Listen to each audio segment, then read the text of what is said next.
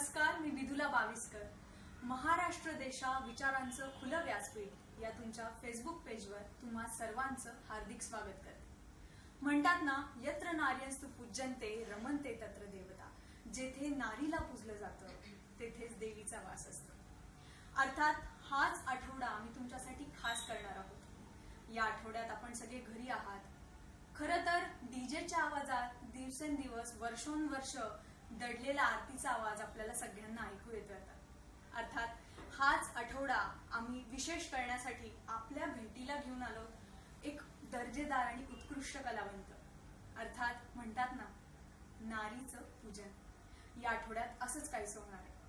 आत्ता आपल्या भेटीला आम्ही आलो आहोत, पण आपल्यासाठी काय सरप्राईज आहे. अर्थात आपल्या भेटीला आज कोण आलंय. अर्थात सगळ्यांचीच उत्सुकता खूप शिगेला पोचली.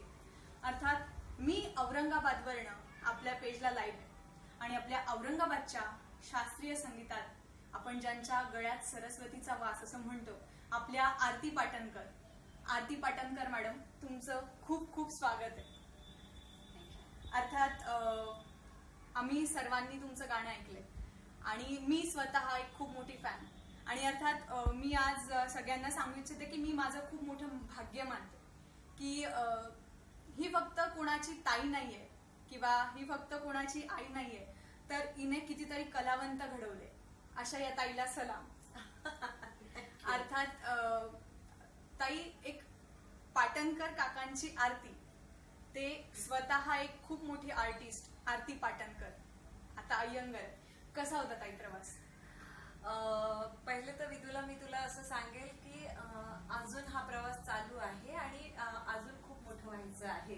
म्हणजे याच्यामध्ये खूप काम करायचंय. मोठी तर अजून मी काही झालेली नाही. हा तुमचा मोठेपणा आहे ताई. कारण अर्थात अजून आपण प्रेक्षक सगळे येत आहेत आणि आपण ताईचा खास परिचय अजून आपण राखून ठेवलाय. सो जसं आपण पुढे पुढे जाऊ, आपण या सगळ्या गोष्टींवर गप्पा मारणार. मोठेपणा तुम्ही देताय त्याबद्दल मी आभारी आहे. तर प्रवास आता असा सुरू झाला की आजकाल कसं आहे की मुलं 7वी 8वीला गेले की ते विचार करतात की मला डॉक्टर व्हायचं, इंजिनियर. पण आम्ही कधी असा विचार करत नव्हतो आणि मी तर कधी असा विचार केलाही नव्हता. पण मला गाणं आवडायचं. म्हणजे माझे वडील हे शास्त्रीय संगीत खूप चांगलं ऐकायचे. माझ्या घरात कोणालाही गाणं गाता येत नव्हतं. माझ्या आईचा आवाज खूप चांगला म्हणजे आहे आणि माझी मावशी थोडंफार गायची. पण गाणं आमच्या घरात ऐकलं जायचं. माझे आजोबा पण ऐकायचे शास्त्रीय संगीत. आणि मग आपण असं म्हणतो ना, ते एक संस्कार आपल्या कानावर होतात. आणि मग मी ट्राय केलं की मी गायला पाहिजे का. म्हणजे मी शिकायचं, फक्त शिकायचं. तेव्हा काही खूप मोठं गायिका व्हायचंय किंवा हा विचार नव्हता. गाणं आवडतं म्हणून मग मी आमच्या शेजारी एक अहंकारी गुरुजी राहायचे, मी त्यांच्याकडे गेले. मग त्यांनी मला काही दिवस शिकवलं आणि मग तेव्हा माझ्या वडिलांना असं वाटलं की नाही, आपण हिला अजून याच्यामध्ये पुढं करिअर म्हणा किंवा काय, आपण ह्याच्या गाण्यामध्ये आपण हिला पुढं नेलं पाहिजे. मग त्यांनी मला पंडित बाळासाहेबजी बहिरगावकर, माझे गुरु स्वर्गीय पंडित बाळासाहेबजी बहिरगावकर, यांच्याकडे त्यांनी क्लासला पाठवलं. त्यावेळेस गुरुजी मला शिकवायचे रोज. म्हणजे दूर होतं त्यांचं घर आणि माझं घर, पण मी जायचे. गुरुजी मन लावून शिकवायचे. आणि त्याच्यानंतर मग हा प्रवास, मग भावे सर आले. मग म्हणजे अनेक गुरूंकडनं मी मार्गदर्शन घेतलं, ज्यामध्ये मी आजही म्हणजे बनारस घराण्याचे धरमनाथजी मिश्राजी यांच्याकडे शिकते. त्यानंतर मी ध्रुपद स्टाईल शिकली उस्ताद अफजल हुसेन यांच्याकडे. माझे जे गुरु आजही मला मदत करतात, जे 2 गुरु औरंगाबादचे आहे, पंडित जयंत कळसने सर, हे खूप चांगले रचनाकार आहे. आणि माझ्या मॅडम गुरुवर्य पंडिता करुणा देशपांडे मॅडम, या सगळ्या लोकांनी मला खूप म्हणजे मदत केली या फील्डमध्ये येण्यासाठी, संगीत शिकण्यासाठी. पण ताई, मी आजकालची एक तरुण पिढी म्हणून एक प्रश्न विचारू इच्छिते की आता ना, पेशन्स ही खूप काळाची गरज आपण म्हणतो, पण कलाकारांना लवकर स्टेजवर जायचं असतं. हल्ली 4-6 महिन्यात मी मैफिली केल्या पाहिजे, मी गाणं म्हटलं पाहिजे. तर त्या कलाकारांना म्हणजे एक फेम वगैरे हे सोडून तुम्ही वयाच्या त्या वर्षी जिथे फेम तुम्हाला इझिली मिळालं असतं, तुमच्या प्रत्येक गोष्टीला दाद मिळाली असती. तसंही शास्त्रीय संगीतांना मिळतेच दाद, असं नाही मिळत नाही, पण फेम त्या मानाने कमी असतं. पण तुम्ही फेम सोडून याकडे कशा वळाले? माझं असं म्हणणं आहे की कुठलंही काम हे आपली डेस्टिनी असते एकतर, आणि आपण चॉईस करत नसतो, ते काम आपल्याला चॉईस करतं. हा माझा पहिला विश्वास आहे. सुरुवातीला मी पण कॉलेजमध्ये जरी मी थोडंफार शास्त्रीय संगीत सुरू केलं होतं, पण मी ते गायचे की आपल्याला आवाज चांगला व्हावा, कारण मला फिल्मी म्युझिक गायला खूप आवडायचं. इनफॅक्ट मी 11th-12th मध्ये तर ऑर्केस्ट्रामध्येही गायचे. गणपतीमध्ये जहागीरदार काकांचा ऑर्केस्ट्रा होता, तिथं मी गायचे. आणि दोन्ही माझं चालू होतं. गुरुजी मला सांगायचे पण की बघ, ह्याच्यामध्ये तू जर काम केलं तर फिल्मी तुला थोडं कमी करावं लागेल, पण ती समज नव्हती त्यावेळेस त्या वयामध्ये. पण एक असा आपण म्हणतो ना टर्निंग पॉइंट, मी विद्यापीठाच्या संघाबरोबर उपशास्त्रीय म्हणजे लाईट म्युझिक गाण्यासाठीच गेले होते, ग्वालियरला गेले होते. आणि तिथं मी एका मुलीचं, भावना नाव होतं तिचं मी शास्त्रीय संगीत ऐकलं, राग गुजरी तोडी. आणि त्यावेळेस मला क्लिक झालं. म्हणजे मी तेव्हा फायनल इयरला असेल, खरंही माझी गाण्याची सुरुवात झाली ती 20व्या वर्षी, मी जेव्हा फायनलला होते. त्यावेळेस मला वाटलं की शास्त्रीय संगीत इतकं सुंदर आहे, मग आपण का नाही करायचं, मग आपण तेच करायचं. पण अर्थात 20व्या-21व्या वर्षी आपण जर म्युझिकाची आवड नसेल किंवा म्युझिक नको असेल तर एक जनरली लोक म्हणतात की नको, ते झोप येते. अर्थात माझी पिढी तरी हेच म्हणते की नको, ते झोप गाणं असतं. आणि तर त्याबद्दल तुम्हाला काय वाटतं? मी असं हा पूर्णतः म्हणजे पिढी जी काही आत्ताची म्हणते की झोप येतं, आम्हाला कंटाळा येतो, असं नाहीये. संपूर्ण जगाला आपल्या भारताने जर 3 गोष्टी चांगल्या दिलेल्या आहे. एक म्हणजे आपण सांगू आयुर्वेदा, जे जगात कुठेही नाही. आपल्यासारखं जे अध्यात्म आहे, योगा आहे, ते कुठेही नाही. दुसरं योगा पण कुठेही नाही. आणि तिसरं म्हणजे शास्त्रीय संगीत. आपलं जे शास्त्रीय संगीत आहे ते जगामध्ये कुठेही शिकवलं नाही जात. म्हणजे आपलेच लोक जाऊन त्याचा प्रचार करतायत, ते तो भाग वेगळा. पण जगाने या 3 गोष्टी मानल्या आहे आणि जगाने त्याला सलाम केलेला आहे. म्हणजे काहीतरी गोष्ट याच्यामध्ये असली पाहिजे. या शास्त्रीय संगीताला जे वरदान आहे ते देवादिकांचं आहे. हे अगदी प्रूफ झालेलं आहे की आमचे ग्रंथ सांगतात की शंकराने ही कला कशी केली, गणपतीने काय केला, वेगवेगळे राग रागिणी कशा तयार केल्या आहेत. तर नो डाऊट ही इतकी खरंच स्वर्गीय कला आहे, स्वर्गीय आनंद देणारं हे गाणं आहे. ते जर आपण समजून घेतलं तर त्याच्यामध्ये मजा येईल. आणि मला तुम्ही एक सांगा, फिल्मी म्युझिक असो किंवा भावगीत असो, आज जे काही म्युझिक तुम्ही गातात, रोमॅन्टिक असो, जे काही आहे ते सगळं डिपेंड कशावर आहे, त्याची सगळी जननी ही शास्त्रीय संगीत आहे. कारण जोपर्यंत आम्ही हे सांगू की खूप लोक असे आमच्याकडे येतात की हमें दो महीने में गाना आएगा क्या, हमें तो बस क्या रियालिटी शो में जाना है. आमचं त्यांना अगदी कळकळून विनंती आहे की संगीत हे खूप मोठं आहे. एक जन्म गेला तरीही त्याच्यामध्ये आपण काम करावं, इतकं आपलं. आणि मला अभिमान आहे की मी हे काम करतेय. आपल्या भारताची ही धरोहर आम्ही हातात घेतलेली आणि ती आम्ही वाढवतो. इनफॅक्ट या फील्डमध्ये खूप मोठा रिस्पेक्ट आहे आम्हाला. जेव्हा आम्ही बाहेर जातो की आप क्या करते, आम्ही म्हणतो मैं क्लासिकल सिंगर हूँ. आप क्लासिकल सिंगर हो, म्हणजे याच्यामध्ये लोकांचा जो बघण्याचा दृष्टिकोन आहे तो खूप उच्च आहे. आणि बस इथंच आम्हाला सगळं काही मिळतं की आम्हाला जो रिस्पेक्ट पाहिजे आहे. अर्थात सगळ्या फील्डमध्ये रिस्पेक्ट आहे, सगळ्या कलांमध्ये आहे. पण हे म्युझिक थोडे टफ आहे, अभ्यास वृत्ती याच्यात पाहिजे, संयम आहे. आणि याच्यामध्ये आनंद हा स्वर्गीय आहे, कारण हे ऍबस्ट्रॅक्ट आहे. याच्यामध्ये कुठलीही पेंटिंग, एखादा गाणं तुम्ही ऐकत असाल तर ती जी बंदिश ऐकत असणार. याच्यामध्ये फॅक्ट अशी की ते जी भावना आहे, मी जे गातील त्या तुम्हाला वेगळ्या वाटतील, याला वेगळ्या वाटतील. म्हणजे इतकं ते संगीत आहे, इतकं सूक्ष्म संगीत आहे की त्याची लिमिटेशन काही नाहीये. मगाशी तुम्ही लाईट म्युझिकचा एक उल्लेख केला, तर माझ्या माहितीनुसार शुक्रतारा, हो, यामध्ये तुम्ही जवळजवळ म्हणजे अख्खं आपण म्हणतो ना, भारतच नाही तर भारताच्या बाहेर त्याचे खूप सारे प्रयोग होतात आणि आजही ते अमर आपण म्हणतो. तर त्यातला तुमचा अनुभव कसा होता? मी सांगते की जेव्हा अरुण दातेजींचा कार्यक्रम इथे ऑर्गनाईज केला होता औरंगाबादमध्ये आमच्या नाथ फाउंडेशनच्या माध्यमातून, आणि त्यावेळेस माझी एक मैत्रीण गाणार होती त्या कार्यक्रमामध्ये, स्वप्नजा गवई नाव होतं तिचं. आणि आम्ही तो लाईट म्युझिकचा फंडरेजसाठी कार्यक्रम केला होता आमच्या संस्थेद्वारे. आणि मग मी म्हणजे कॉर्डिनेटर होते त्या कार्यक्रमाची. मग सरांना मी घ्यायला गेलो, आम्ही बोललो. आणि मग त्या दिवशी आम्ही सगळे जेवण करत असताना ते मला म्हणाले की तू काय करते. मग मी म्हटलं सर मी क्लासिकल म्युझिक करते. अरे वा, मग तुला बेगम अख्तरीबाईंची गझल येत असेल. मी म्हटलं हो सर. मग तू गाऊन दाखव मला. आणि मग मी त्यांना गाऊन दाखवली, एक गझल त्यांना मी गाऊन दाखवली, फरीदा खानमची गाऊन दाखवली.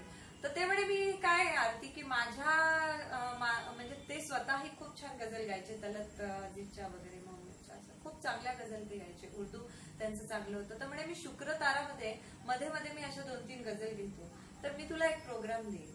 आणि मग त्यांनी मला पहिला प्रोग्राम दिला तो अमरावतीला दिला. आणि अमरावतीला मी फक्त 2-3 गझल गायल्या. आणि ते म्हणे की काही नाही, आता पुढचा जो प्रोग्राम आहे तर आम्ही 2-2 गायिका नाही बोलणार, तू फक्त 2-3 गाणी गझल गायच्या आणि मग थांबायचं असेल, तू काही मराठी गाणी कर, तू कर, काही होत नाही, त्याच्यामध्ये तुला यश मिळेल. मग मी अगदी ते काय म्हणतात ते कानात टाकून हेडफोन लावून ते सतत, तेव्हा वॉकमन होता, ते सगळ्या लिहून गाणी पाठ केले त्यांनी. मला 5-6 गाणी दिली होती. मग त्याच्यामध्ये एक शुक्र तारा गाणं होतं, मी वाऱ्याच्या वेगाने आले ते गाणं होतं, अशी बरेच गाणी होती. आणि मग त्या गाण्या म्हणजे तो प्रवास सुरू झाला. त्यानंतर दुसरा त्यांनी आमचा कार्यक्रम केला तो नितीन गडकरीजींच्या घरी होता. आणि तिथं पण तो कार्यक्रम आमचा खूप चांगला झाला. आणि मग अरुण दातेजींनी मला खूप ठिकाणी गायला, एक नवीन कलाकार आहे म्हणून बऱ्याच ठिकाणी त्यांनी मला. त्या संगीताची पुस्तकं आहेत, त्याच्यात असं लिहिलेलं आहे की ही देवादिकांपासून कला आहे, स्वर्गीय गाणं आहे, त्याची अनुभूती. कारण हे बघा, हवा ही दिसत नाही, देव हा दिसत नाही, आपण अनुभूती घेतो. तसंच शास्त्रीय संगीताचं आहे की ते दैवी गाणं आहे, त्याची अनुभूती घ्यायलाच पाहिजे. पण मग आम्ही म्हणतो की ही कला देवतांकडून अप्सराकडे आली, गंधर्वांकडे आली, आणि मग त्यांनी ती गंधर्व लोकातली कला ही सामान्य माणसापर्यंत धर्तीवर आली. कुणाला कोणाकडे ती गेलीच असेल की सप्तसूर. मग लोकांनी रिसर्च केलं की पक्ष्यांमधून कोणता आवाज येतो, प्राण्यांमधून, कारण जिथं साऊंड आहे तिथं स्वर आहे असं आम्ही म्हणतो. आम्ही म्हणतो की प्रत्येक गोष्टीमध्ये स्वर आणि लय आहे. प्रत्येक जिथं आवाज आहे आणि ज्याला बोलता येतं त्याला गाणं येतं, ही आमची पहिली थिअरी. गाणं सगळ्यांना येतं. ज्याला मन आहे, ज्याला बुद्धी आहे त्याला गाणं कळतं. शास्त्रीय संगीत का नाही कळणार, त्याला कळतं, ते कळून घ्यावं लागतं.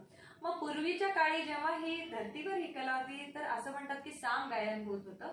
आणि त्या काळामध्ये गाण्यामधला जो आपण म्हणतो की रोमॅन्टिक रिझम जो असेल, रोमॅन्टिकपणा आहे, तो लोकांना माहिती नव्हता. गाणं हे एका स्वरावर मंत्र उच्चार, आजही तुम्ही बघा मंत्र उच्चार जे असतात ते एका स्वरावर असतात. मंत्रासाठी साम वेदात हे गायनात आलं आणि साम गायन केलं जायचं. आणि मग त्यानंतर होता होता ही कला राजाच्या दरबारात गेली की तिथं मग एक नृत्यकार असायची, एक गायिका असायची, राजगायिका, राजगायक असायचं, त्यानंतर आपण म्हणू वादक असायचं. तर त्या काळात राजश्रय ह्या लोकांना होता, म्हणून यांना पूर्ण वेळ मिळाला ह्या अभ्यास करायला, म्हणून तानसेन घडले, म्हणून त्यांनी मिया मल्हार राग काढला की त्यांच्या मुलींनी, मिया मल्हार राग त्यांच्या मुलींनी काढला. त्यांनी दीप राग गायला आणि त्यांच्या गाण्यात इतकं सामर्थ्य होतं की तुम्हाला इतिहास माहिती असेल, दीप राग त्यांनी गायला आणि ते शांत करण्यासाठी खूप उष्णता निर्माण झाली, म्हणून त्यांच्या मुलींनी मल्हार राग गायला आणि पाऊस पडला. मग हे जे आहे पुरावे आहेत, तर हे पुरावे आहेत. आणि इतकी अजरामर कला मग राज दरबारात राजा त्या काळी खूप ऐकायचे. पण जेव्हा राजे रजवाडे संपुष्टात आले आणि त्यानंतर त्या राजाच्या काळातच घराणेशाही आली. मग जयपूरचा जो राजा होता, तिथलचा जो काही गायक होता तो त्या जयपूरला बिलॉंग करायचा, म्हणून जयपूर घराणा. मग त्याच्यामध्ये वेगळ्या वेगळ्या गोष्टी असायच्या, त्यांच्या ताल वेगळे असायचे, थोडेफार बंदिशी वेगळ्या यायच्या, हरकती वेगळ्या यायच्या. मग ग्वालियर घराणा, मग आपले भीमसेन जोशीजींचं किराणा घराणा, जे जे गायक ज्या ज्या गावात राहायचे तिथेच ते घराणेशाही. आणि मग या घराणेशाहीनंतर राजे रजवाड्यांचा जसा जसा आपण म्हणू की कालखंड हा कमी होत गेला आणि इंग्रजांचा काळ आला, त्यानंतर हे संस्थानिकांच्या राजआश्रयाला हे कलाकार गेले की जे जे काही जमीनदार होते, मोठे मोठे संस्थानिक, श्रीमंत वर्ग, मग त्यांचा कलाकारांना आश्रय मिळाला.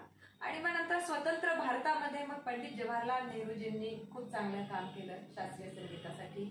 आणि मग नंतर पूर्वी गणपती उत्सव असायचे, तिथे कार्यक्रम असायचे. आज जसा ऑर्केस्ट्रा होतो असा आम्हाला, आता तो जमाना मलाही माहिती नाही, पण आज जसं आम्ही ऐकलेलं आहे आमच्या गुरुजींकडनं की आज जसे आपण म्हणतो की आपण ऑर्केस्ट्रा ऐकतो किंवा अजून फिल्मी गीत ऐकतो, तर त्या काळात शास्त्रीय संगीत ऐकलं जायचं, मग नाट्यगीत आलं, अशी आपली परंपरा आहे. अर्थात तुम्ही एक उल्लेख केला की म्युझिक असं आहे की जे हृदयापर्यंत पोहोचतं आणि जगात सुद्धा सिद्ध झालंय की शास्त्रीय संगीत ही एक थेरपी म्हणून, मेडिकल थेरपी म्हणून यूज केल्या जाते. तर त्यासाठी भारताच्या बाहेरचे लोक भारताकडे येतात. पण तरीही भारतातल्या लोकांचा त्यावरती विश्वास नाही, याबद्दल तुम्हाला काय वाटतं? याची आम्हाला खंत आहे की आम्ही असं म्हणतो की जिथं पिकतं तिथं विकत नाही, की आज आपल्याकडे किती गोष्टी आहे की आपल्याला काही बाहेरचं आपल्याला गरजच नाही, पण आम्हाला सगळं दुसऱ्यांचं चांगलं आवडतं. त्यामुळे मायकेल जॅक्सन ते ऐकायला पाहिजे, करायला पाहिजे, त्यांच्याही गोष्टी चांगल्या असेल, त्यांचं वेस्टर्न म्युझिक आवडतं. पण आपल्या म्युझिकमध्ये आपलं वेस्टर्न म्युझिक हे मी म्हणते की आपलं शरीर पाय नाचतात, पण शास्त्रीय संगीताने आपलं मन डोलतं. हे मानायला तयार नाहीये आपले लोक, त्यांना तेच आवडतं. पण त्या लोकांना आपली कला ही कळली कारण त्यांना त्याच्यातून मेडिटेशन कळलं, स्पिरिच्युअलिटी मिळाली, त्यांना कळलं की खरंच याच्यामध्ये काय डेप्थ आहे, त्यांना एक शांती पाहिजे आहे. त्या लोकांना जेव्हा असं वाटलं की मनशांतीसाठी योगा आणि इंडियन क्लासिकल म्युझिक याच्याशिवाय दुसरा पर्याय नाही, ही थेरपी निश्चित आहे. कारण असे काही राग आहे की ज्याच्यामध्ये तुम्ही ते ऐकल्याने तुमचं मन हे प्रसन्न होतं. जसं यमन राग आहे, कारण क्लासिकल म्युझिक एक सायन्स आहे. आम्ही असं म्हणतो की एखादा आपण एक मी एक्झाम्पल देते की एखादा सर्जरी जसा सर्जरी करतो आणि एक एक लेअर जसा तो काढतो, तसा एक आम्ही राग घेतल्यानंतर त्याच्यावर आम्ही काम करतो आणि एकेका स्वराचा आम्ही एक एक लेअर एक त्याच्यातला सौंदर्य काढून दाखवतो. त्यामुळे त्याचं जे व्हायब्रेशन आहे ते नक्कीच आपल्या बॉडीवर. हा, तर ते म्युझिक तुम्ही असं आहे की अगदी 5 मिनिटांनी पण नाही, पण ती थेरपी अशी की समजून घेऊन तुम्हाला निदान त्याची सवय लावावं लागते आणि एकदा ती तुम्हाला स्ट्रॅटेजी जमली की त्याचा इफेक्ट होतो. जसं राग यमन आहे, तर हा राग ऐकल्याने नेहमी फ्रेश वाटतं. मल्हार राग आहे, तुम्ही मल्हार राग हा कधी ऐका, म्हणजे पावसाळ्यात तर त्याला काही चॅलेंज नाही, तो कधी ऐकू शकतो, त्याला वेळ नाही, पण तो कधी ऐकला तरी वाटेल की नाही पाऊस आल्याचा भास होतो. तर अशी ही किमया आहे याच्यामध्ये. की या थेरीचा म्हणजे ही थेरपी प्राण्यांवर आजमावली तर दूध जास्त गायी द्यायला लागल्या. त्याच्यानंतर आपण असं म्हणू की छोटे छोटे रोपटे वनस्पती ज्याच्यामध्ये जीव आहे त्या सगळ्यांना जर इंडियन क्लासिकल म्युझिक ऐकवलं शांतपणे तर त्याचा इफेक्ट हा नक्की होता. प्राण्यांवर, पक्ष्यांवर, वेलींवर, सगळीकडे होता. अर्थात आपला हा विषय खूप रमतोय आणि आपल्याला प्रतिसाद सुद्धा सगळ्यांचा खूप मिळतोय. ताई, अजून एक प्रश्न होता की खूप बड्या गायकांसोबत किंवा खूप मोठ्या दिग्गजांसोबत तुम्ही कामं केली किंवा गायन केले, पण तुमचं असं आहे की मी माझ्या ऐकण्यानुसार असं आहे की तुम्ही 2 असे फॉरेनर्स होते की ज्यांना तुमचे स्टुडंट होते आणि तुम्ही त्यांना शिकवत होतात ऑनलाईन क्लासेस. तो अनुभव कसा होता तुमचा? तो खूप छान होता. काही दिवस म्हणजे आमच्याकडे एक हॅरी नावाचा मुलगा आला होता, US वरून आला होता आणि तो आमच्या इन्स्टिट्यूटला थांबला होता. तो आमच्या गुरुजींकडे पण शिकला, उस्ताद अफजलीकडे, आणि नंतर तो माझ्याकडेही शिकला. आणि म्हणजे मला इतकंच मजा यायची की ते इतकं संशोधन करून इतकं व्यवस्थित आज एवढा हजारो किलोमीटरचा प्रवास हे करून ते लोक औरंगाबाद सारख्या ठिकाणी शिकायला येतात, आमच्याकडे शिकतात. तर तेव्हा त्यांची जी क्युरिओसिटी असते, त्यांची म्हणजे जी भावना असते, म्हणजे तो मुलगा तर म्हणे यायला त्यांनी त्याची गाडी विकली होती आणि मग तो आला आमच्याकडे, आला आमच्याच इन्स्टिट्यूटमध्ये राहिला. मग आम्ही त्याला दाखवलं, औरंगाबाद दाखवलं, त्याला तेही खूप आवडलं आणि खूप रियाज तो व्यवस्थित करायचा. त्याला माहिती होतं की आपण जितके दिवस इथं आहोत तितके दिवस आपण हे आपल्या कामाचे दिवस आहे. त्याला मग आम्ही आपलं इंडियन फूड पण, आणि ते ऍडजस्टमेंट करतात. एक गोष्ट आहे की हे लोक खूप ऍडजस्ट करतात. हो, खूप. आणि पटकन म्हणजे भाषेचा जरी प्रॉब्लेम आला तरी पण ते आपल्याला समजून घेतात. असं म्हणजे खूप चांगलं म्हणतात ना की म्युझिक हार्टशी कनेक्टेड आहे. बिलकुल. आणि एक खूप कमी लोकांना असं माहिती, अर्थात तुमचा जो स्वभाव आहे की तुम्ही खूप कमी लोकांना तुमचं स्वतःचं सांगतात. तर तसंच की याद पिया की हा तुमचा प्रोजेक्ट म्हणजे वर्ल्ड बुक मध्ये त्याचा रेकॉर्ड आहे आणि वर्ल्ड वाईड रेकॉर्ड तो काढला. तर त्या याच्याबद्दल तुम्ही काय सांगाल, प्रोजेक्ट बद्दल? आमचा मी रोटरीची पण मेंबर आहे. तर आमच्या चौधरी सरांनी ऋतुरंग कार्यक्रमाचं ते दरवर्षी खूप मोठं आयोजन करतात. तर तेव्हा आम्ही रोणू मुजुमदार, पंडित रोणू मुजुमदार यांचं गाणं ठेवलं होतं. तर त्यांच्या गाण्याच्या आधी मी गायले होते आणि ठुमरी गायली होती निर्मला देवीची. मग त्यांना ते आवडलं आणि खूप ते म्हणे तुमचं गाणं, कारण माझ्या गुरुजींनी, माझे जेवढे गुरुवर्य आहेत म्हणजे स्पेशली माझे जे बहिरगावकर गुरुजी होते ते मला नेहमी सांगायचे की आरती गाण्यामध्ये ना फील आलं पाहिजे, फिलिंग, सोल आपला जो असतो पूर्ण आत्मा डुबला पाहिजे. तर मग मला त्या दिवशी दादा बोलले, रोडू दादा, की तुम बहुत अच्छा गाती हो, टच हो जाता है, तो मैं तुम्हें एक प्रोजेक्ट में जरूर लूंगा. म्हटलं ठीक आहे. आणि मग ते 2000 मला असं वाटतं काहीतरी 7 का 8ला आले होते. आणि मग 2012च्या एंडिंगला त्यांनी मला, सप्टेंबर महिन्यामध्ये त्यांनी मला बोलवलं, इधर बहुत सारे लोग आएंगे और तुम्हारा भी टेस्ट होगा, देखो तुम्हें अगर लगा तो तुम उसमें गई तो मैं अरेंज करने वाला हूँ. मग माझं तिथं झालं, कारण त्यांना जो एक आवाज पाहिजे होता एक वेगळ्या कॅटेगरीचा, तो त्यांनी घेतला होता. आणि मग ती ठुमरी खूप गाजलेली याद पिया के आहे तेच त्यांनी नाव दिलं. आणि त्या लोकांनी पण वर्ल्ड वाईड रेकॉर्ड्सनी हा म्हणजे छान अल्बम काढला. म्हणजे खरंच तिथून एक चांगला ब्रेक मला मिळाला. हा बऱ्याच कंट्रीमध्ये हा अल्बम गेला. आणि रोणू दादाचं त्याला म्युझिक होतं खूप, म्हणजे चांगली एक. आणि त्यानंतरच तुम्ही सगळ्यांना माहिती आहे अजिंठा मूवी, तर अजिंठा मूवीमध्ये आमचं हे बालगंधर्वला मुंबईच्या थिएटर जे आहे, सॉरी रवींद्र नाट्यगृह दादरचं, तिथं याचं लॉन्चिंग होतं या अल्बमचं. तर मग त्यांनी बऱ्याच लोकांना त्यावेळेचे कल्चरल सेक्रेटरी होते आनंद कुलकर्णी, ते आले होते. आणि नितीन देसाई हे आले होते. तेव्हा त्यांचा बालगंधर्व पिक्चर येऊन गेला होता. आणि ते आले होते, ते त्यांचं अजिंठा मूवीचं चाललं होतं. आणि मग त्यांनी आलं आणि तिथंच म्हणजे गाणं लावतात, रेकॉर्ड लावली, मलाही म्हणायला सांगितलं. मग ते बोलले की मला एक असा माझा एक ऐतिहासिक पिक्चर येतो आहे अजिंठा, आणि मला बॅकग्राऊंडला असा लेण्यातून आवाज पाहिजे. तेव्हा मी या बॅकग्राऊंडच्या म्युझिकसाठी मी आरतीला घेतोय. मग त्यांनी त्या पिक्चरमध्ये माझा पूर्ण आवाज घेतला, आलापी वगैरे बरेच घेतले त्यांनी. अर्थात आपण सगळं जाणून घेतो आणि सगळ्या प्रेक्षकांना खूप मजा येते. अर्थात सगळंच तुमच्या आपल्यासोबत काही तरुण मंडळी पण आहेत, सगळेच लोक आपल्यासोबत जॉईन झाले.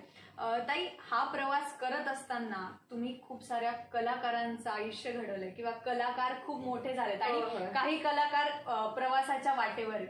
तर याबद्दल अनुभव कसा होता? कारण तुम्ही अख्खं भारतभर फिरलात आणि माझ्यासारखी मी सुद्धा एक तुमच्याकडूनच एक कलाकार अजून आता वाटेवर आहे. आणि कलाकारच नाही तर तुम्ही म्हणतात की शिक्षणही हे तितकंच महत्वाचं आहे. तर कुठलंही शिक्षण तुम्ही घ्या आणि मगच तुम्ही कलाकार व्हा. तर याबद्दल तुम्ही नवीन पिढीला काय सांगाल? नाही, माझं असं म्हणणं आहे की जेव्हा व्यक्ती पहिले जे कलाकार होते ते शिकत नसत जास्त, पण जेव्हा आपण शिकतो तेव्हा आपण वाचन करतो, आपल्या बुद्धीला चालना मिळते. आणि मग यामध्ये आपला मार्ग आपण कन्फर्म करतो की नाही मला हे करायचंय. तर तुम्ही एखादी डिग्री तुमच्याकडे असली, म्हणजे कलाकारांनी, मी याही मताशी आहे की कलाकार हा शेवटी त्याच्या कलेमध्ये जितका रमतो तितका तो कुठंच रमत नाही. पण सध्याची परिस्थिती अशी आहे की आता बघा, कलाकाराला राजाश्रय नाही. आज एवढी मोठं करोनाचं सावट पसरलं, तर सरकारने कधी असं बोलले नाही, कुठलंही सरकार आलं नाही टीव्हीवर की आम्ही कलाकारांसाठी ह्या योजना केलेल्या आहेत, त्याचा फायदा घ्या. कलाकारांना ते विसरले, अगदी लिटरली विसरले. याबद्दल आम्हाला सरकारला खरंच, आम्ही म्हणजे हे म्हणू की जेव्हा कोणी एखादं मोठं भारतामध्ये येतं तेव्हा तुम्ही काय पहिले करता, तर आधी कलाच दाखवायला लावता की हे आमचे कलाकार, ही आमची कला, ही आमची धरोहर, ही आमची परंपरा. मग आज तुम्हाला त्याचा विसर पडला. खरंच काय केलं असेल? अनेक कलाकार, 1-2 कलाकारांनी सुसाईड केल्या त्यांना. म्हणजे ही खरंच एक अवस्था अशी झालेली आहे की काय करावं कलाकारांनी. काही लोक जे हातावरच काम करणारे होते, तर त्या लोकांनी काय केलं पाहिजे? आजही गव्हर्नमेंट कलाकारांशी बोलत नाही, त्यांच्या योजनांविषयी बोलत नाही. काल एका कलाकाराने क्वेनॉट प्लेसला अमर वानखेडे खूप चांगली गोष्ट केली की सरकारपर्यंत ही गोष्ट पोहोचली पाहिजे.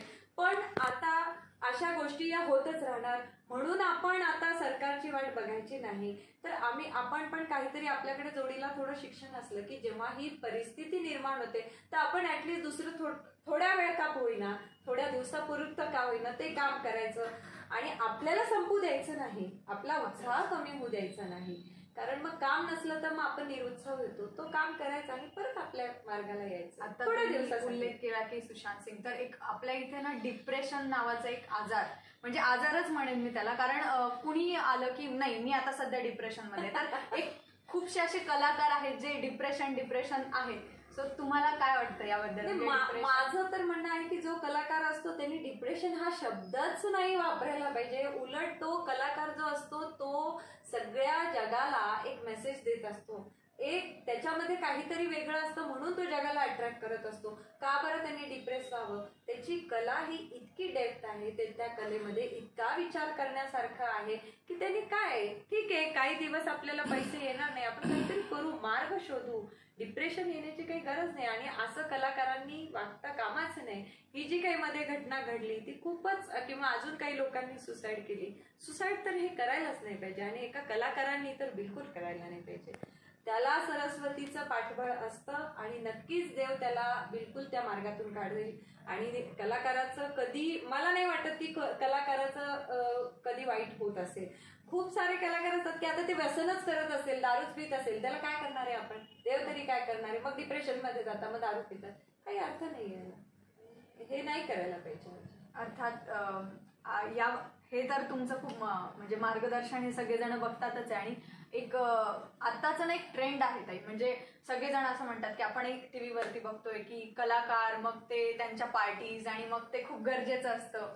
पण मी असं ऐकलंय की जितके पण गायक गायिका असतात ते खूप त्यांच्या आवाजाची काळजी घेतात, किंवा खूप कमी काही असेल किंवा थंड पदार्थ वगैरे खात नाही, तर हे तितकं पाळणं गरजेचं असतं की ते प्रत्येकाचं काय असतं की मला असं वाटतं की तब्येतीवर असतं. कारण गळा पण, गायला पण ताकद लागते. एक तर तुम्ही तुमची रेजिस्टन्स पॉवर कशी आहे त्याच्यावर डिपेंड असतं. पण हो, इतकंही नाही की अगदी खूप सारखं आईस्क्रीम खायचं, खूप सारखं ऑइली पदार्थ खायचं, त्यांनी गळ्याचा जो काम असतं ते बिघडतं. आणि मग एकदा आपलं पित्त, वात या सगळ्या गोष्टीचा इफेक्ट आपल्या गळ्यावर होतो. त्यामुळे थोडी काळजी ही घेतलीच पाहिजे. पण सातत्याने रियाज जे लोक करतात तर त्यांना बहुतेक त्रास असा होत नाही, की कारण ताकद त्यांच्यामध्ये, ते चांगल्या गोष्टी, चांगल्या ताकदीच्या गोष्टी जर आपण खाल्ल्या तर कदाचित असं काही होत नाही. पण थोडंफार काळजी घ्यायलाच पाहिजे. तुमचा किशोरीताईंसोबतचाही खूप मोठा अनुभव आहे आणि तो सगळ्यांना, म्हणजे मलाही ऐकायला आवडेल आणि सगळ्यांनाही ऐकायला आवडेल. किशोरीताई आमोणकर म्हणजे यांना आम्ही असं गाण सरस्वती म्हणतो या जगामध्ये. म्हणजे त्या गेल्या तर खरंच एका सरस्वतीने सरस्वतीला बोलवलं असं म्हटलं जातं. मला तर असं स्वप्नात वाटलं नव्हतं की मी ताईंना भेटेल आणि त्या इतक्या डाऊन टू अर्थ असतील. कारण मी त्यांच्याबद्दल असंच ऐकलं होतं की त्या म्हणजे आपण असं म्हणू थोडक्यात किशोरीताई म्हणजे शास्त्रीय संगीतातल्या अमिताभ बच्चन.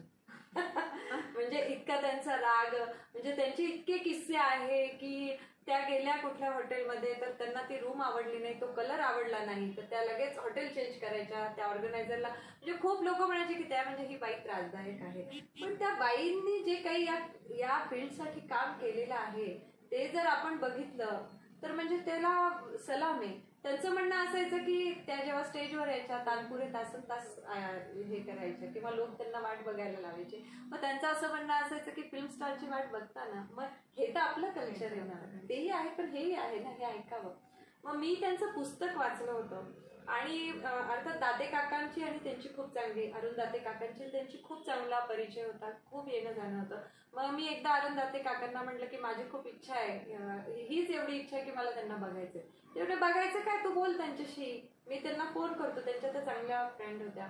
मग त्यांनी सांगितलं त्याला की एका मुलीचा तुला फोन येईल त्यांना आणि तू बोल तिच्याशी. मग मी त्यांना फोन केला.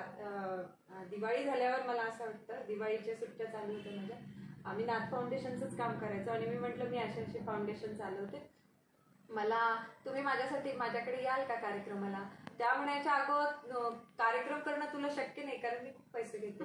आणि म्हटलं बरं मी तर काही करू शकणार नाही एवढं. मग म्हटलं नाही, मला फक्त तुम्हाला एकदा भेटायचंय. हो तू ये, उद्या ये 4 वाजता. मी म्हटलं नाही, मी तर औरंगाबादला राहते. मग काय झालं, बसमध्ये बस आणि ये, रात्री बस असेल ना तुझ्या इथं, ये उद्या दुपारी 4ला आपण भेटूया. मग मी, माझे फ्रेंड, अजून आमचे काही 2-3 शिष्य होते, आम्ही गेलो. आणि ताईंचं घर म्हणजे खरंच एक मंदिर होतं, म्हणजे खूपच. आणि तिथं जे काही प्युरिटी असते ती, त्या एक व्हायब्रेशन असतात की खरंच इथं गेल्यावर काय असेल ते होतं. आणि त्यावेळेस माझ्याशी त्या 4 ते 5 तास बोलल्या, म्हणजे खूप. आणि त्यांनी खूप चांगला आशीर्वाद दिला आणि त्यांनी खूप रागाविषयी मला सांगितलं, आमच्या सगळ्या लोकांना सांगितलं, त्यांचे अनुभव सांगितले की बापरे, ही इतकी मोठी सरस्वती आणि ही म्हणजे लोक भेटत नाही, वेळ देत नाही किंवा हकलून दे. आधी तर आम्हाला असं वाटलं त्या मुडी त्या विसरून पण जातील, काही लोक म्हणे तुम्ही चालले खरे पण त्या विसरून जातील, तिथून हकलून देतील. पण मग आम्ही म्हटलं की चला ठीक आहे, त्यांच्या घराचं दार तर बघू, कारण एवढं सरस्वतीच्या मंदिराचं दार तर बघू. पण आम्ही गेलो आणि त्यांनी आमचं स्वागत केलं. किशोरीताईंचं जे गाणं आहे ते या म्हणजे आता तसं गाणं होणार नाही, होणारच नाही, इतकं त्यांनी या शास्त्रीय संगीत नवीन पिढीला त्यांचं तर म्हणजे आहेच की मी माझं हरपून बसले ग, ही त्यांचं गाणं म्हणजे सगळ्यांनाच खूप जवळचं वाटतं. अर्थात माझंही ते खूप आवडतीचं. आणि ताई, या सगळ्या याच्यात तुम्ही नाद फाउंडेशनचा एक उल्लेख केला, तर नाद फाउंडेशन बद्दल तुम्ही सांगा आता सगळ्यांना. नाद फाउंडेशन ही आमची संस्था 2003 मध्ये सुरू केली की बेसिकली हा जो प्रॉब्लेम होता की लोकांना शास्त्रीय संगीत कळावं, सामान्य लोकांनी याचा आस्वाद घ्यावा, कारण कार्यक्रम इथं होत होते औरंगाबादला पण ते फ्री नव्हते होत. मग आम्ही ट्रस्ट केलं, त्याच्यामध्ये आमचे डागरजी, उस्ताद डागरजींचं आम्ही त्यांना म्हणजे प्रोत्साहन आम्हाला लाभलं. माझे गुरु उस्ताद अफजल हुसेन, त्यानंतर माझे वडील होते रवींद्र पाटणकर ट्रस्टी याच्यामध्ये, त्यानंतर इंडोरन्सचे जे मेन होते राम मार्लापल्ली, ते आजही आमचे आहे, त्यांच्या मार्गदर्शनाने आम्ही चालतोय. त्यानंतर सुनील देवरे हे खूप मोठे म्युरल बनवतात, स्कल्प्टर आहे. असे खूप जाणते लोक आम्ही त्याच्यामध्ये घेतलं आणि नाद आम्ही 2003ला ही संस्था सुरू केली, ज्याच्यामध्ये मी प्रोग्राम कोऑर्डिनेटर होते. हे सगळे लोक काम करायचे आणि मग मला सांगायचे की ये प्रोग्राम है, आप स्टेज करो, स्टेज के लिए ध्यान दो, समय का रखे हो देखो, असे छोटे मोठे काम असायचे आधी. त्याच्यातून मग नंतर आम्ही शिकत गेलो की कसं अरेंज करायचं, काय करायचं. तर नाद फाउंडेशनने औरंगाबादला खूप मोठे मोठे जे प्रोग्राम दिले ते फ्री दिले. आज पंडित हरिप्रसाद चौरसिया यांची बासरी 500 रुपयाचं तिकीट घेऊन लोक बघतात, पण नादनी ही फ्री दिली का, तर सर्वसामान्य लोकांना हे कळावं. आणि खरंच त्यांचा प्रोग्राम केला तेव्हा हाऊसफुल झाला, लोक बसायला म्हणजे इतके उभं राहून त्यांचा कार्यक्रम ऐकला. त्यानंतर मी तुम्हाला सांगते शिवकुमार शर्माजी यांचा कार्यक्रम, विश्वमोहन भट, हे सगळे जेवढे प्रोग्राम आहे आमच्या संस्थेने लोकांना फ्री दिले. याच्या मागचा एकच उद्देश होता की शास्त्रीय संगीताचा प्रचार प्रसार हा आम लोकांपर्यंत व्हायला पाहिजे, या मोठ्या लोकांना यांना बघता आलं पाहिजे आणि हे जे कार्य आहे हे अखंड चांगलं झालं पाहिजे. आणि याचे तुम्ही प्रोग्राम्स अख्खं भारतभर, म्हणजे आपण म्हणतो ना की या थ्रू तुम्ही महाराष्ट्राची लोकधारा हा कार्यक्रम केला. या महाराष्ट्राचे म्हणजे नाद फाउंडेशनला काय व्हायचं की जेव्हा आम्ही हे शास्त्रीय संगीताचं काम करायचो तेव्हा महाराष्ट्र गव्हर्नमेंट आम्हाला खूप फंड्स देत नव्हतं. मग आम्हाला आमच्या ट्रस्टमध्ये आम्ही थोडंसं चेंज केलं की आम्ही संगीत आणि कलाद्वारे आम्ही सोशली काय काम करू शकतो. मग आम्ही एड्स कंट्रोल डिपार्टमेंटशी जोडलो गेलो. एड्स कंट्रोल डिपार्टमेंटचा दृष्टी हा प्रोजेक्ट केला, ज्याच्यामध्ये तोही आम्ही कलाकारांना घेऊन गेला की एड्सवर गाणी करायची, काही छोटं नाटक करायचं आणि मग समाजाचं सामाजिक कार्य हे करायचं. मग ह्या लोकांकडनं जे काही फंड्स यायचे ते आम्ही इतर कलाकारांना देऊन मग जे उरलेलं असायचं त्याचा आम्ही शास्त्रीय संगीताचा वापर करायचो की प्रोग्राम करायला.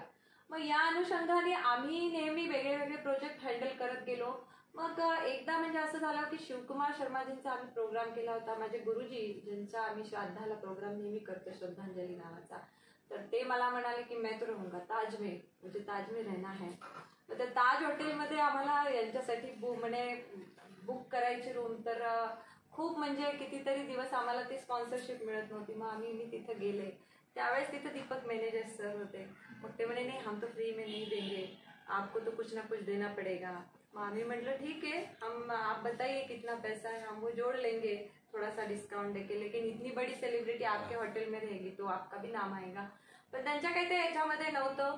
पण नंतर मग असं झालं की ते म्हणे की एक काम आप कर सकते हो क्या मेरा, फिर हम आपको फ्री दे देंगे. तर आता अशी वेळ होती आडला ना, आम्ही असं होतो की आता जे काही होईल तर ठीक है, आप क्या काम है. मैंने कि हम यहाँ पे एक महाराष्ट्र का एक कल्चर करना, हमें यहाँ पे डांस रखना है. हमें ये नहीं पता कि वो क्लासिकल रखे या असं ते म्हटले, या कथक रखे या भरतनाट्यम रखे, क्या रखे, हमें यहाँ पे डांस रखना है. तो मग मी त्यांना म्हटलं की सर ऐसा कीजिए कि क्लासिकल जो फॉरेनर आते हैं उनको पता है, दिल्ली में वो जाता है तो वो कथक देखता है, ऑफ कोर्स साउथ में जाता है तो वो वहाँ पे भरतनाट्यम देखता है. आप यहाँ पे ऐसा कीजिए कि महाराष्ट्र जो करता है फोक आर्ट, जागरण है, गोंधड़ है और भी है, वो आप रखिए. उसमें क्या है कि कॉस्ट्यूम भी बढ़िया रहेगा, लोगों को महाराष्ट्र कल्चर क्या है वो इंटरेस्ट आएगा और आपका बहुत काम हो जाएगा. मग ते म्हणे की कोई है क्या. मी तेव्हा दिलीप खंडेराजेंचं नाव सांगितलं, म्हणलं वो बहुत अच्छे हैं, ते तेव्हा करत होते. आणि मला मुळात खरंच आपल्या ज्या महाराष्ट्राची परंपरा आहे ती खूप, कारण मी खंडेराय सरांचा एकदा कार्यक्रम बघितला होता एकदा आणि मला खूप आवडलं की किती सुंदर आहे, किती छान कला आहे की आपली परंपरा आपण म्हणजे जतन करतोय महाराष्ट्राची. आणि कितीतरी गोष्टी त्याच्यामध्ये की एकच गोष्ट नाही, जसं गुजरातचं आपल्याला दांडिया माहिती, पण महाराष्ट्राच्या लावणीशिवाय पण काय आहे.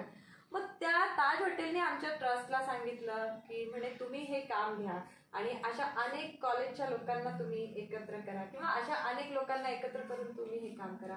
मग आमच्याशी बरेच लोक जुडले. त्यानंतर आम्ही गंध मराठी मातीचा हा कार्यक्रम आम्ही सुरू केला, ज्याच्यामध्ये तुम्ही पण आहात आणि कितीतरी लोक आमच्याकडनं येऊन गेले आणि आम्हाला खूप छान वाटतं की आता काही लोक तर इतके चांगलं काम करते. तुम्ही तर आता वेब सिरीज केल्या, आम्हाला अभिमान आहे. विदूला आम्ही नेहमी सांगतो आमच्याकडचे. त्यानंतर आता आमच्याकडे प्रियंका दहिवाल, हिचा पण एक खूप सुंदर अल्बम आला. त्यानंतर सिद्धार्थ आहे आमचा, निलेश कड यांनी, त्या दोघांनी पाणी पाणी पिक्चर केला. उमेश चाबुकस्वार, जेवढे काही लोक आहेत आमच्याकडचे ते म्हणजे कुठं ना कुठं छान याच्यावर बसलेले. अर्थात त्यांचं एक आपण म्हणतो लाईफ घडवण्याचं तुम्ही काम करताय आणि ते घडतच चाललंय. नाही, लाईफ म्हणजे आमच्याकडे ते आले, आम्ही त्यांना अनुभव दिला. आम्ही काही खूप मोठं काही पण म्हणतात ना की कलाकारांना स्टेजची खूप गरज असते आणि स्टेज गरज म्हणण्यापेक्षा एक कलाकार म्हटलं की त्याला ते व्यासपीठ देणं किंवा ती देणं ते तुम्ही करत आहात आणि तो वारसा चालूच आहे. मग त्यामध्ये तुम्ही आसाम इंटरनॅशनल फेस्टिवल असेल, हो आसाम दिल्ली असेल, असे खूप सारे फेस्टिवल तुम्ही करता आहात. आणि आताच तुम्ही लंडनला, म्हणजे आपणच लंडनला आपण जाणार होतो आणि या महामारीच्या काळात आपण जाऊ नाही शकलो, पण अर्थात लवकरच देवी सरस्वती आपल्याला मार्ग दाखवेल. ते काम आपलं जरूर होणार आहे विदूला. आता फक्त थोडंसं आपण करोनाच्या सावटामध्ये आहोत, पण एकदा हे करोनाचं सगळं गेलं की आपल्याला तिथं तसा लाईव्ह प्रोग्राम त्यांनी आपला घेतला, ऑनलाईन घेतला, त्यामुळे आपण जरूर तिथं जाणार आहोत. आणि ह्या म्हणजे असे काही मुलं आहेत की ते आमच्याकडनं म्हणजे या योजनेतून बिचारे ते बाकी ठिकाणी कामही करतात. आता आम्ही सांगू की आमचा एक विद्यार्थी आहे कारुण विटेकर, तो होमगार्ड आहे. करोनाच्या काळामध्ये म्हणजे आपण सगळे घरात बसलो होतो आणि तो तिथं ड्युटी करत होता, पण तो खूप चांगला कलाकार आहे. असे पण काही कलाकार आमच्याकडे आहे की जे बाहेर काम करतात आणि त्यांची कला जोपासतात की ठीक आहे आम्ही तुमच्याकडे काम करू. आम्ही अशा बऱ्याच लोक आहेत. अर्थात आपण खूप वेळापासून प्रेक्षकांशी गप्पा मारतोय, संवाद साधतोय. तुम्हाला मला एक विचारायला आवडेल की तुम्ही इतक्या वर्षांपासून, मी तपश्चर्याच म्हणेन, कारण एका कलाकारासाठी एक तपश्चर्याच असते. तर नवीन कलाकाराने इरिटेट होणं किंवा नाही इतके वर्ष मी नाही करू शकत, मला इच्छा नाही, तर किंवा एक चांगला अष्टपैलू व्यक्तिमत्व होण्यासाठी हे करावंच लागतं, हे तुम्ही त्यासाठी काय सांगाल त्यांना, नवीन कलाकारांना? माझं असं म्हणणं आहे की कलाकारांनी कधीच हार मानायची नाही. पहिली गोष्ट, त्यांनी संकल्प केलेला आहे की आता मी हे या कलाक्षेत्रात आलेलो आहोत आणि मी कधी प्रसिद्ध होईल किंवा काय हा विचार बाजूला ठेवून त्यांनी काम करत राहिलं पाहिजे. जो काही त्याला ऑपॉर्च्युनिटी, जी काही संधी ती त्यांनी साध्य केली पाहिजे. कारण करत करत करत करत एक दिवस येतोच, का नाही येत, त्याचा एक दिवस येतोच. कितीतरी मोठ्या आर्टिस्टचं उदाहरण आहे, गाण्यात नाही फिल्ममध्ये पण आहे की त्यांना आपण फेमस होतोच. त्यामुळे आपण निराश न होता हे मध्येच काहीतरी टाकून द्यायचं, मग दुसरं काम करायचं असं न करता तुम्ही काही वेळासाठी दुसरं काम, मी काय म्हटलं, कलाकार हा दुसऱ्या कामात जास्त वेळ रमू शकत नाही, त्यांनी तो निश्चय करायचा. आणि तुमच्या जर गरजा कमी असेल तर मग तुम्हाला फरक नाही पडत तुमच्याकडे, कारण शेवटी सगळी गोष्ट जी आहे ती सामान्य माणूस असो, कलाकार असो की पैशावर येते. पण जेव्हा तुमच्या गरजा या कमी असतील आणि तुम्ही त्या वेळेला जर कमी केला तर तुमचं काम सहजच होतं. आणि ताई, तुम्ही ICCR थ्रू मलेशियाला गेला होता, थायलंडला गेला होता, सो तो अनुभव तुमचा कसा होता? सिंगापूर मला ICCR ने पाठवलं होतं आणि खूप माझा मित्र होता तिथं, नितीन शिराळे, तो काम करायचा त्यांच्या म्हणजे संस्थेमार्फत तिकडं, आणि त्यांनी मला बोलवलं होतं. आणि खूप सुंदर म्हणजे ऑर्गनाईज करतात ते लोक.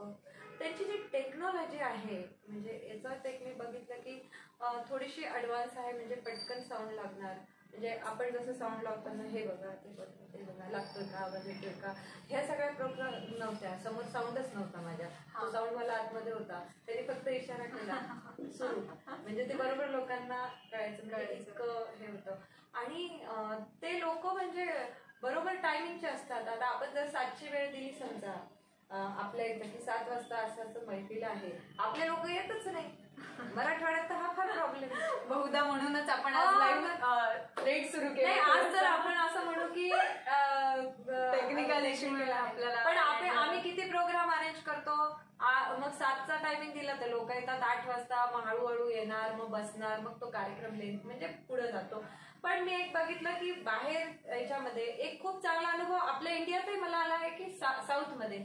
माझा बेंगलोरला एक राव म्हणून होते, मिस्टर राव, त्यांचं एक खूप मोठं योगा केंद्र आहे, त्यांनी आमचा कार्यक्रम ठेवला होता.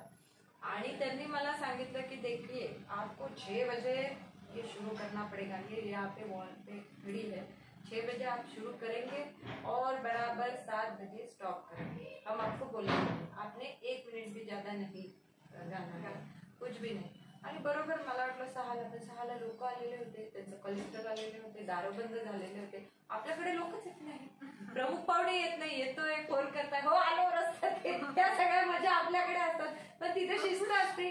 म्हणून साऊथकडचे जे आहे त्यांचे प्रोग्राम जे आहेत ते टॉप जातात, हिट जातात. तर हा जो प्रसंग आहे तिथे वेळेचं आहे. आणि मेन म्हणजे तिथं ऐकणार जे आहे ना ते खरंच त्यावेळेला ते तिथंच असतात. म्हणजे काहीतरी आपल्या लोकांसारखं आलोय. काही लोक शास्त्रीय संगीत फॅशन म्हणून ऐकायला येतात, शाली घ्यायची, बघायचं, काही कळत नाही असेल, समजून घ्या, ऐकून घ्या.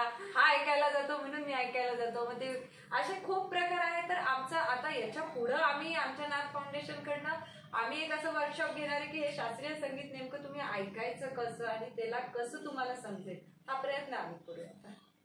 अर्थात गप्पा खूप रंगत चालल्या आणि सगळ्या प्रेक्षकांना खरंच खूप मजा येणार आहे. ताई, या सगळ्या प्रवासामध्ये तुम्हाला रियाज करायला, मी असं तुम्हाला जवळून बघितलंय तर मला माहितीये की प्रत्येक गोष्ट तुमच्याशी ठरलेली असते की रियाजाशिवाय कलाकार नाही. आणि तुम्ही प्रत्येक मुलाकडनंही तितकंच प्रॉपर काम करून घेता. मग ती ऑफ स्टेज प्रॅक्टिस असेल आणि मग त्यानंतरच तुम्ही स्टेजवर चढवता.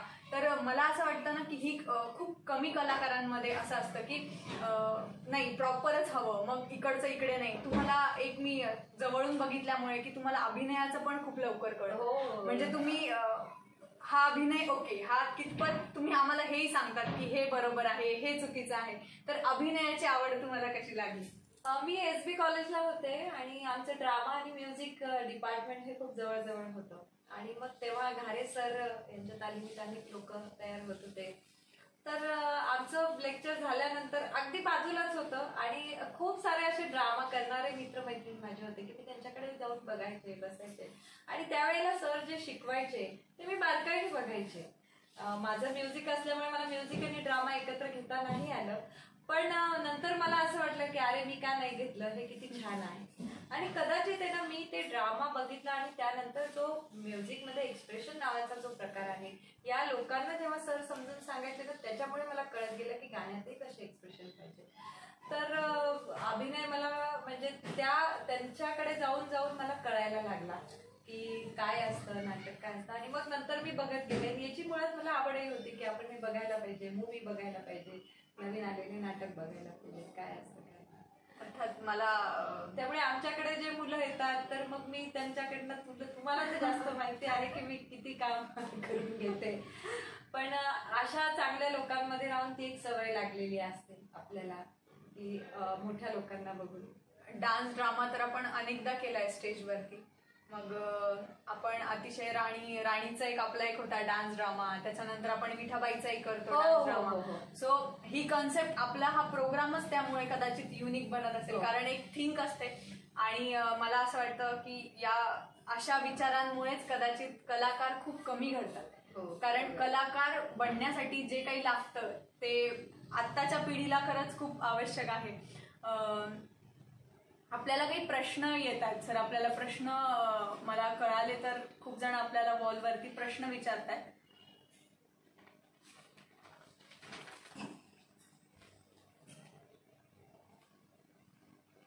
अर्थात ताई आपल्याला ना प्रश्न येतोय की सगळ्यांना उत्सुकता आहे की तुमचं गाणं ऐकायचंय. हो मी तर शेवटी मी एक चांगली बंदिश गाणार आहे.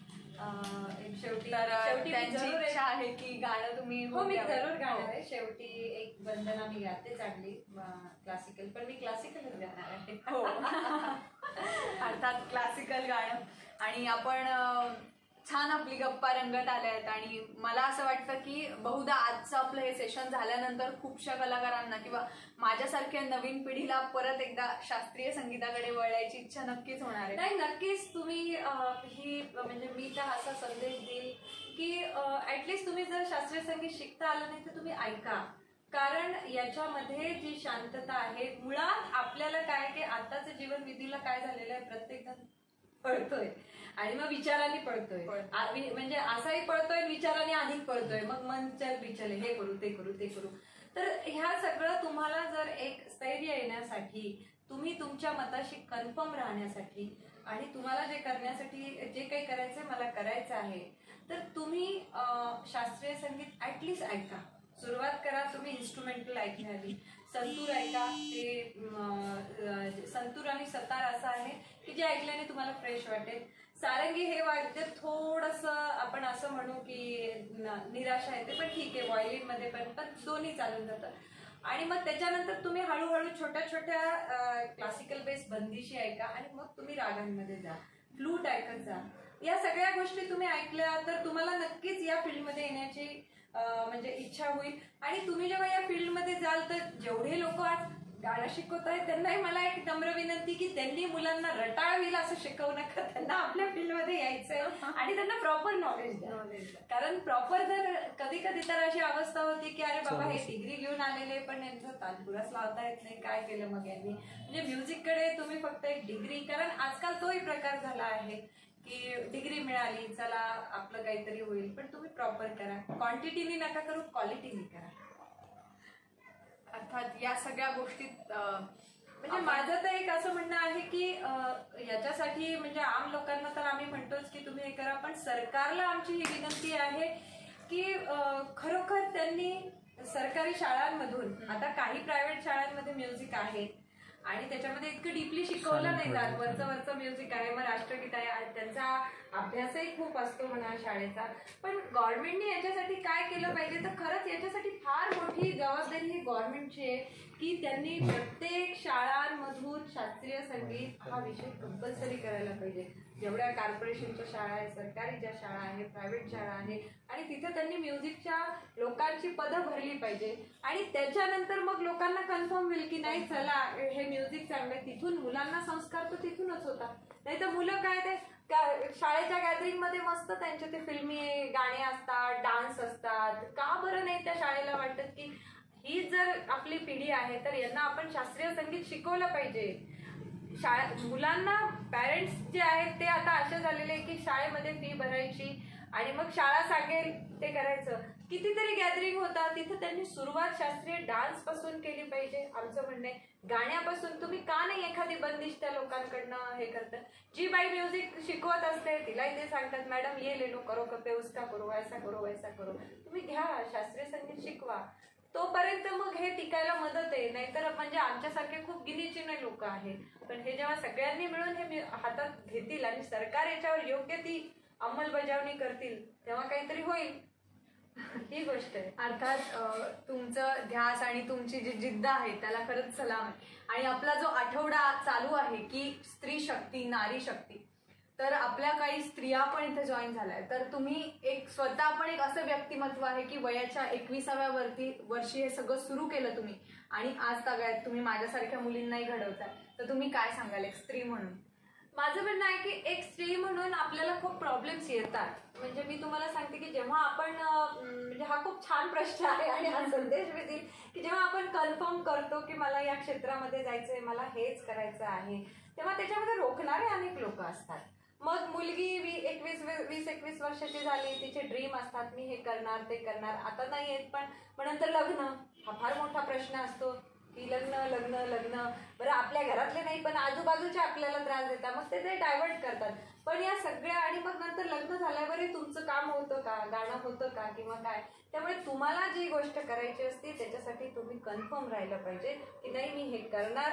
हे काहीही झालं तरी मी हे करणार आणि मग लोक कितीही काही बोलले तरी मी हे काम करणार. आणि माझ्या घरातले जे लोक आहेत, मेन म्हणजे घरच्यांनी विश्वास दाखवायला पाहिजे. आपली जी मुलगी जी आहे, म्हणजे मी तर असं म्हणेल की मी या बाबतीत खूप लकी आहे की माझ्या वडिलांनी मला खूप सपोर्ट केला की तू कर.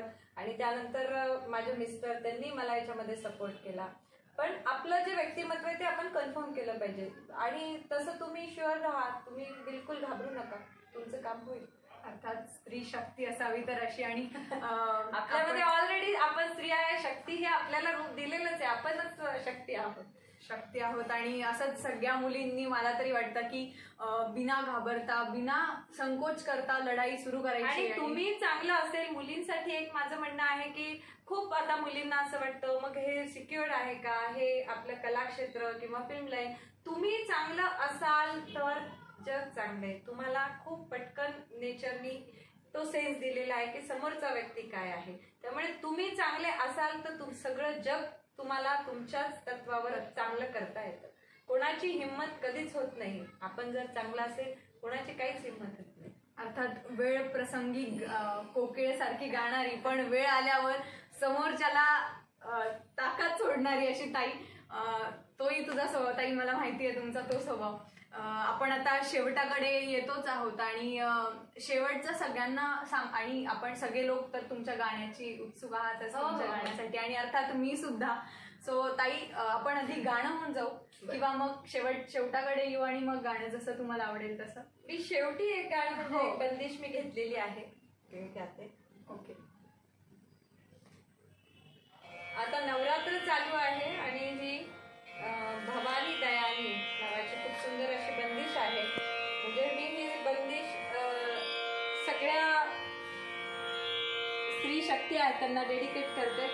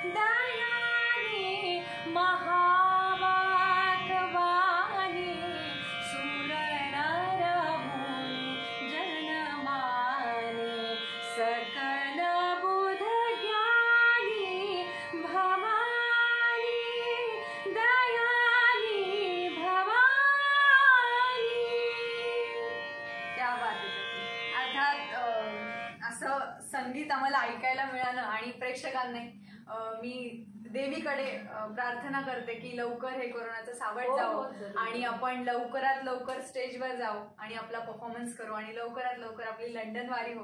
बिलकुल बिलकुल, आपलं सगळं होणार आहे. आता 1-2-3 महिन्याचा आणि उशीर आहे आणि आपलं सगळं चांगलं होणार आहे असं म्हणून आपण सगळ्या प्रेक्षकांची रजा घेऊया. बिलकुल. आणि तुम्ही चॅनलवर आलात त्यासाठी तुमचे चॅनलचे खूप आभारी आहे. आणि फड सर ज्यांनी ही मुलाखत अरेंज केली ते चांगल्या प्रकारे, आणि खरोखर असा संदेश आमच्या कलाकारांमार्फत लोकांना दिला. खरंच त्यांची आभारी आहे.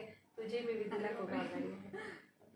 अर्थात. चलो, सगळ्या प्रेक्षकांना परत एकदा सांगते, हा आठवडा आपला स्त्री शक्ती आठवडा म्हणून आपण सादर करणार आहोत.